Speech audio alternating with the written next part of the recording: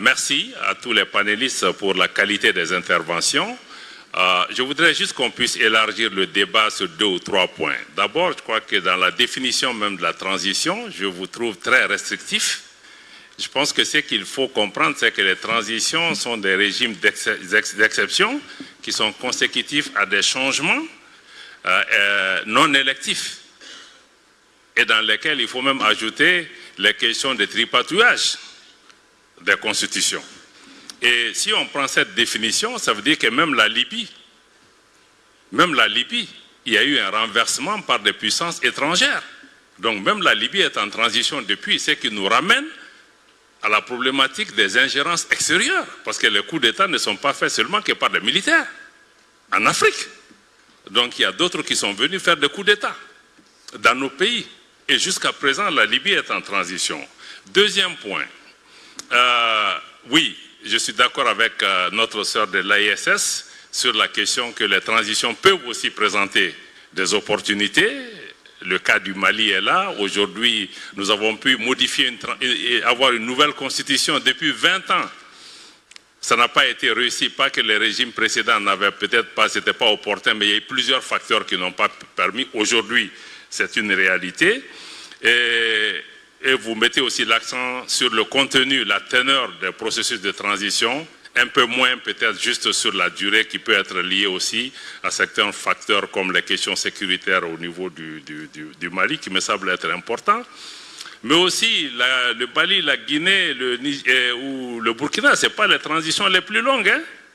Il y a d'autres pays. Il y a un pays qui est en transition depuis 2019, personne n'en parle. Quelqu'un a parlé hier, effectivement, il y a des transitions qui sont entre guillemets venimeuses et c'est celles qui irritent tout le monde. Mais il y a des pays en transition qui ont fini en guerre civile et personne n'en parle. Donc je crois qu'il faut vraiment élargir le débat quand vous parlez de ce type de questions et ne pas vous focaliser sur les transitions qu'on aime et celles qu'on n'aime pas. Le Sahel aussi, vous avez dit qu'on a extrait le Sahel. Non. C'est dans votre définition, parce que dans la définition de l'Union africaine, le Sahel va du Sénégal à la Somalie. C'est le Sahel de certains qui constituent les 5 pays ou les 6 pays. Non, je crois qu'il faut aller un peu au-delà. Votre intervention comme celle de votre voisine de la gauche, je pense qu'il est extrêmement important de comprendre que vous n'avez pas mis l'accent sur les liens, les ingérences extérieures et l'instabilité que cela crée. Je crois que ça me semble être extrêmement important, y compris le soutien au terrorisme par des acteurs étatiques étrangers. Parce que dans beaucoup de nos pays, le terrorisme est fabriqué.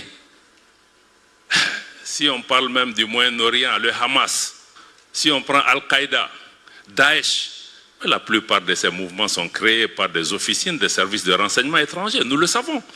Donc ce n'est pas seulement que des acteurs étatiques, non étatiques, ce sont des acteurs non étatiques instrumentalisés souvent par des États. Même les rébellions dans nos pays, on sait, certains sont fomentés dans des officines, dans des services de renseignement, sur des plateaux de télévision. Donc il y a le rôle de ces forces extérieures qui sont là souvent pour créer l'instabilité. Le terrorisme, c'est une distraction. Parce que vous savez, on ne peut pas lutter contre le terrorisme si on ne sait pas qui est le terroriste, il vient d'où, qui le finance, quelles sont les motivations. Pourquoi on veut nous distraire? Il y a une compétition souvent pour des positions géostratégiques ou pour le contrôle de nos ressources. Donc, il ne faut pas qu'on nous distraie pour dire que bon, c'est djihadiste et tout ça. Il ne faut pas mettre l'accent. Non, ce sont des terroristes. Point final. Donc moi, je crois que ça, c'est important. Mais de dire aussi que les terroristes sont proches de Bamako, c'est un échec, mais il n'y a aucun sanctuaire dans la lutte contre le terrorisme. C'est une guerre asymétrique qui fait frapper partout parce qu'un seul individu peut déstabiliser un État. Il y a eu des attentats à Washington, à New York, à Paris, à Londres. Est-ce que vous avez parlé de la faillite de ces États? Non. Donc moi, je crois qu'il faut vraiment essayer de tempérer le ton. Nous faisons une lutte, nous nous battons, nous faisons des sacrifices. Mais quand Washington est bombardé, personne n'a dit que les États-Unis ont échoué. Merci.